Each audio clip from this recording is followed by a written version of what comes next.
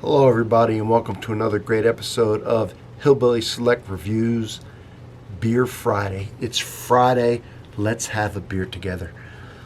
Today, I thought I would do, let's see if you can tell by the top. Can you tell by the top? Yuengling. Yes, sir. Yuengling Traditional Lager. Now, when I was in the liquor business back in the 70s and 80s, Yuengling, and it was in New Jersey, which was made in Pennsylvania at the time. It still is. It was a very, very cheap beer. Very cheap. It was considered pretty much garbage. Then they went out of business. And, first off, this is brewed in Pottsville, Pennsylvania. It's 4.5% ABV. All right. It's the oldest brewery, and it was established in 1829. They bought the old Stroh's Brewing Company in Tampa, Florida, when they amped up production to meet their needs. They're not in every state, but they're slowly expanding. Here in Kentucky, we just got this. It's 2018 this year.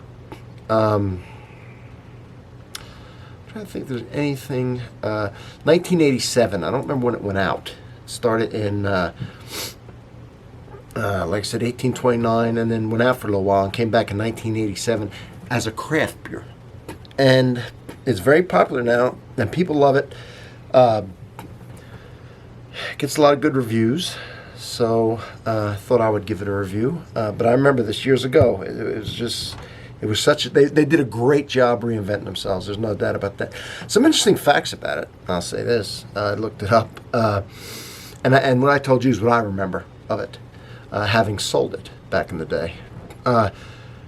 It survived Prohibition by selling a near beer, which was 0.05% ABV. So they produced basically almost a non-alcoholic beer through Prohibition, and the company was able to stay in business that way. When Prohibition ended, they delivered a bunch of it to Franklin Roosevelt, the White House. Just an odd fact. They operate a dairy farm now that produces ice cream, as well as their beer operations. And do I need to tell you anything else? There are 6 varieties of Yuengling. There is premium, a porter, a black and tan, a light lager, a Lord Chesterfield ale, and a light beer. I'm not sure what the difference between light lager and light beer is, but and then the regular traditional lager. So it's a twist off.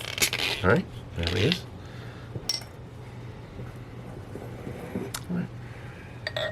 Pleasing, nice dark color. I believe back in the day, don't quote me on it because I sold it, but I didn't really drink it. Green glass. It was yellow, yellowish clear.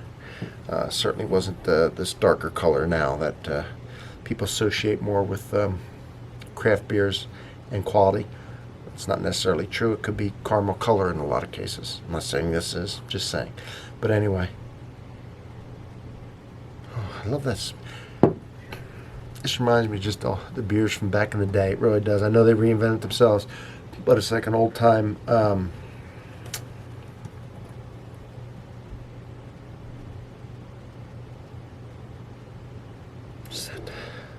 bready,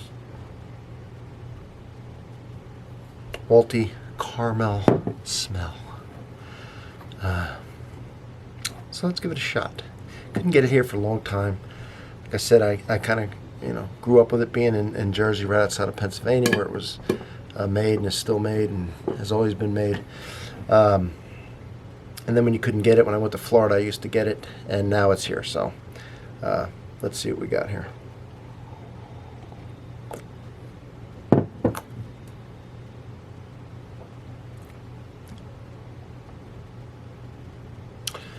Kind of subtle sweet malts.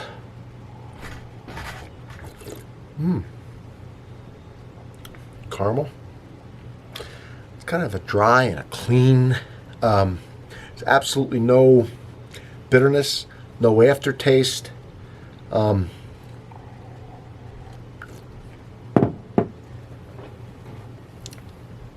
light to medium body.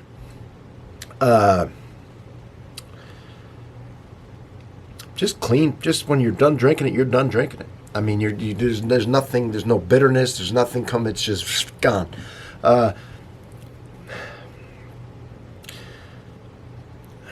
It's a clean, refreshing beer. There are some flavors. It's man. It's a light. I don't know how I'm trying to describe this. Just subtle, very subtle flavors.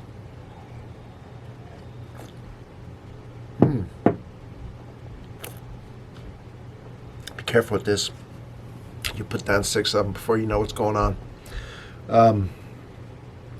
Like I said, subtle sweet malts, the caramel, just basically dry and clean with no bitterness whatsoever. That is this beer to a T.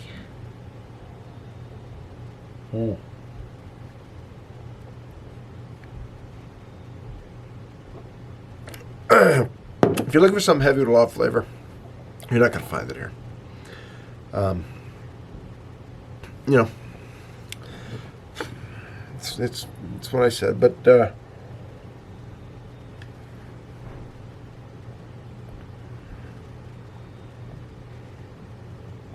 it's got some nice carbonation to it.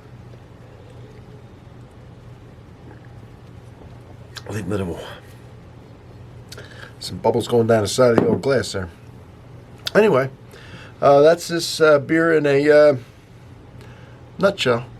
So I know many of you have already had it, and you're fans of it.